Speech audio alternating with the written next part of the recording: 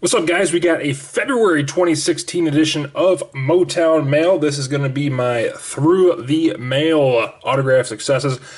Depends on how long this video is going to be. I don't know if I'm going to do my other non-certified stuff from February. I may do a separate video for that, depending on how long this is. This is my stack of TTMs from February.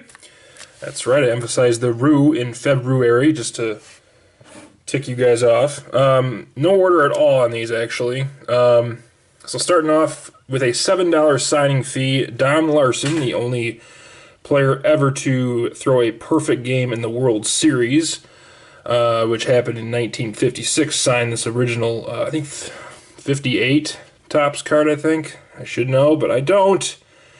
Featuring him and Casey Stengel. So again, with a $7 signing fee, it turned out really nice.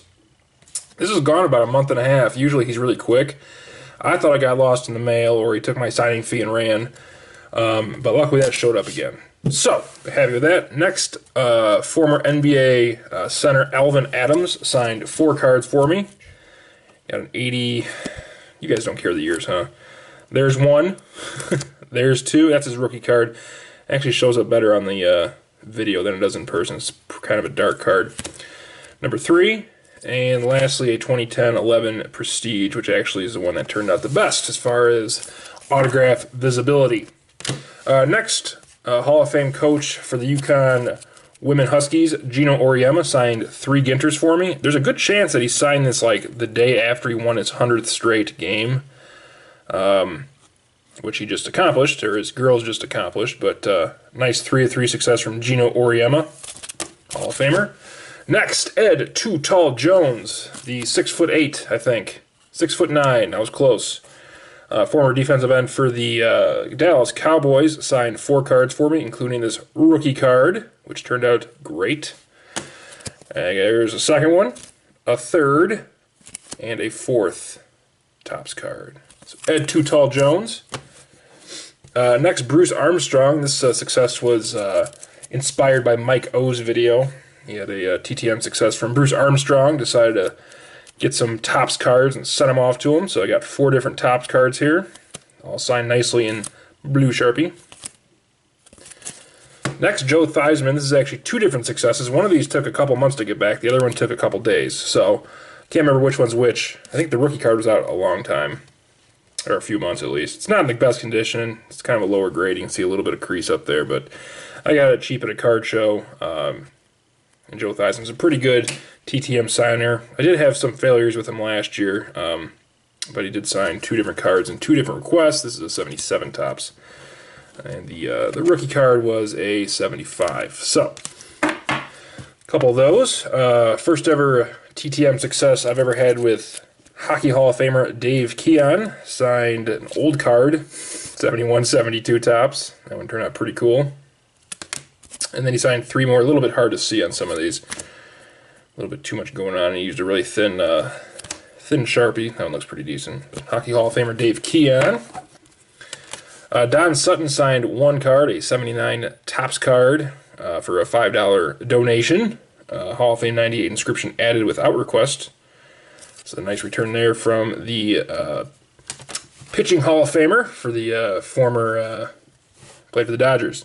Not sure where I was going with that. Next, a nice rookie card signed from Football Hall of Famer James Lofton. It's a 79 Topps. He did require a $5 donation. And he added the Hall of Fame 03 inscription, and apparently he's been signing the year he signs his autograph now, which is obviously 2017. Next, Ryan Sandberg, my favorite player of all time, has been signing through the mail fairly frequently with a donation each time. Some of you know I've been getting a few Rhino autographs. I think this is the first time I've showed a TTM success. This is actually a Topps Tribute jersey card that my buddy Nick, Yankee Fan 95, sent me. I think last Christmas. I think it's probably been at least 14 or 15 months. So this turned out amazing. Numbered 40 of 50, just a beautiful signature. Sometimes when he's signing through the mail, you get kind of a quick signature, but this one turned out really, really nice. And there's another one that I got. Actually, it was the same request. Again, cash donation each time. and I put non-machinable on the self-addressed stamped envelope, and guess what they did? They machined it. So, luckily, the Topps Tribute came unscathed. There's no creases or anything like that, but this Topps Triple Threads number to 1350 was not so lucky. He signed a beautiful signature on there, and I think you guys can see the crease action right through the signature right there. So that was a bummer. Was really disappointed in that, because that's one of the nicer looking base cards you can get signed, especially in blue. I mean, just the fact that I paid the extra postage to have it hand stamped, and wrote it in red twice in the front, once big on the back, and they still ran it through the rollers. The post office really irked me, but it is what it is. Next 4-4 success from Jeff Reardon, signed a 93 Topps, 92 Upper Deck, and then a couple of rookie cards, a Topps and a Fleer. Next, Blackhawks coach Joel Quenneville signed 4 cards for me, including a rookie card from his days with the Toronto Maple Leafs. And then I got 3 different Hartford Whalers signed cards from Coach Q. Probably going to be a Hall of Fame coach when he hangs it up. Next, Dirk Nowitzki signed 2 different requests for me. He does 1 autograph per request. Always a great signer throughout his entire NBA career, so I got 2 different cards here. Unfortunately, both in black, but it's Dirk, so you can't complain at all. So, including, I did get this nice rookie card that he signed right over his face, and he gets a major style back then. Parting that hair right down the middle, left big hoop earring in the left ear. Styling. Next, new Hall of Famer Bud Selig signed 2 cards for me. Both of the 2016 Topps first pitch cards. Signed nicely from his first pitch back in April 2015 at Miller Park. Next, former player and coach Mike Dunleavy, father of Mike Dunleavy Jr., signed 2 cards for me. Both of them were personalized. This is his rookie card. Personalized it. Couldn't take the personalization off a non-glossy card, so obviously didn't even attempt. This one did have a personalization, and I successfully took that off, but it's kind of a sign in a fairly dry marker, so it's not real great. Next, Goose Gossage signed 1 card for me. It's always good for one per request. Love that card. It's one of those felt-type logos.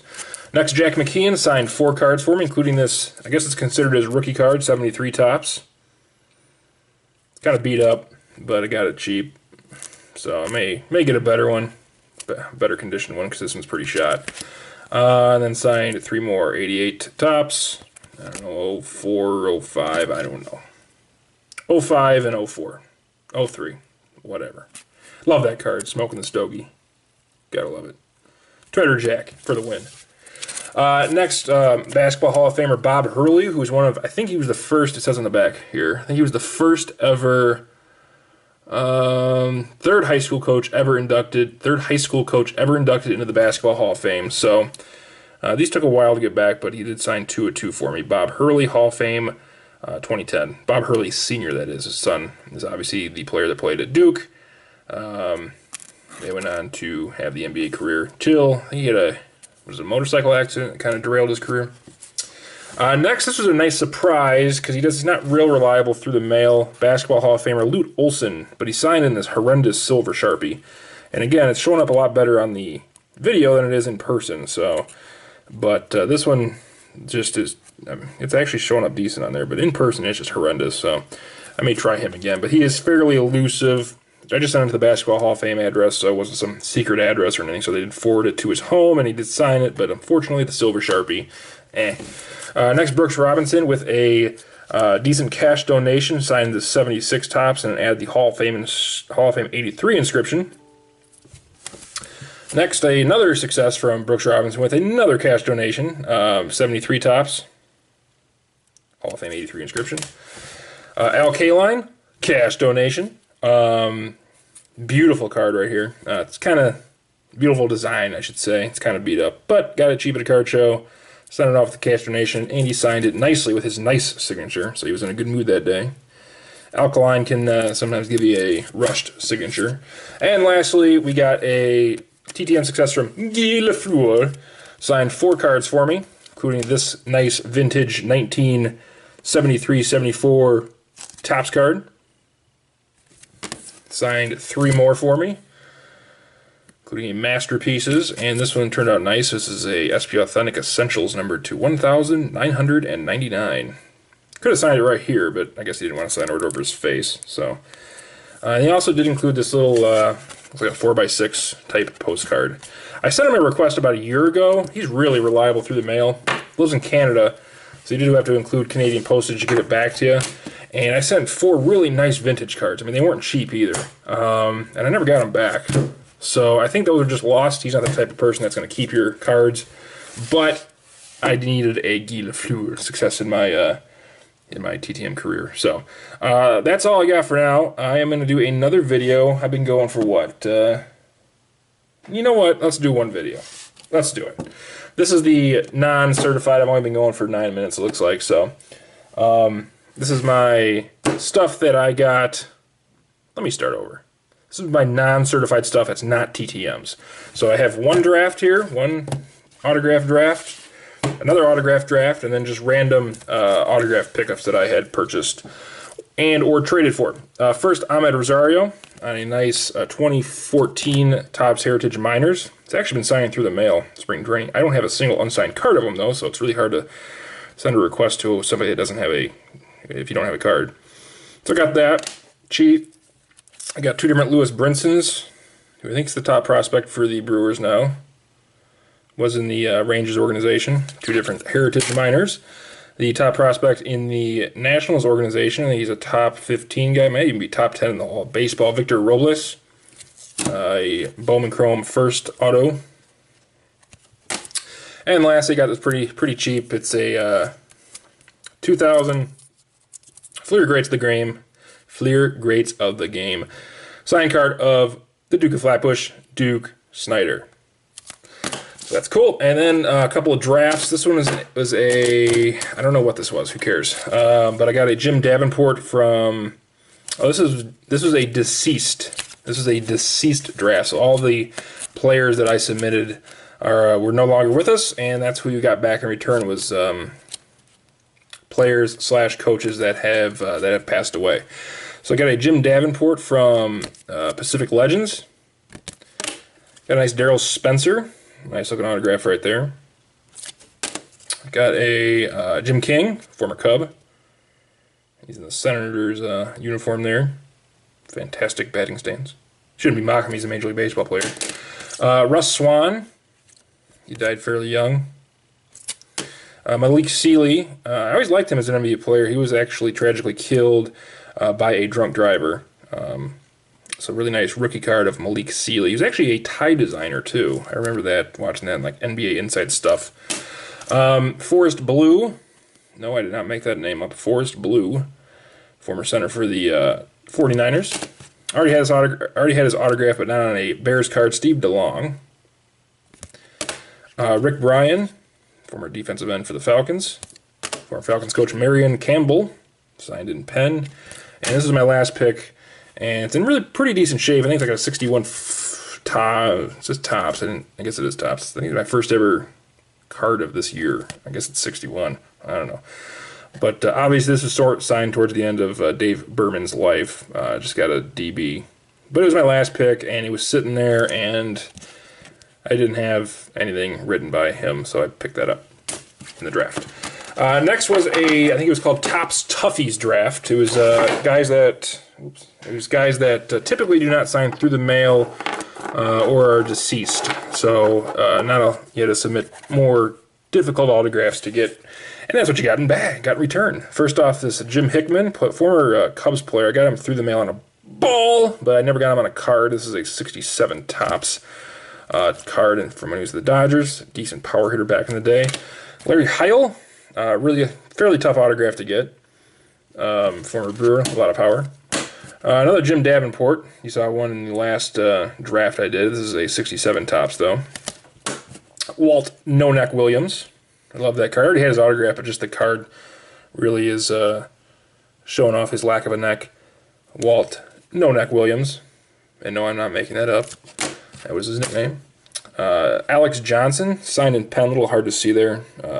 Deceased outfielder. Didn't have an autograph of him yet. Fairly tough guy to get. Jerry Royster. on an 86 Topps. This is actually one that I submitted. No one drafted it, and it was still sitting there, and I picked it back up. 79 Topps, Jim Bibby, so it's back in my collection. Tuffy Bruce Ruffin on an 89 Topps. Ryan Rua, Topps Pro debut. Got Greg Dobbs, Cal Eldred, and my last round pick, Chris Denorfia. So that's it. What did I go, about 15 minutes? So it is a fairly long video. Hopefully you all stuck around. And if not, well, you're not even listening to this. So that's all I got for now. I want to thank you all for watching. And as always, please, stay safe.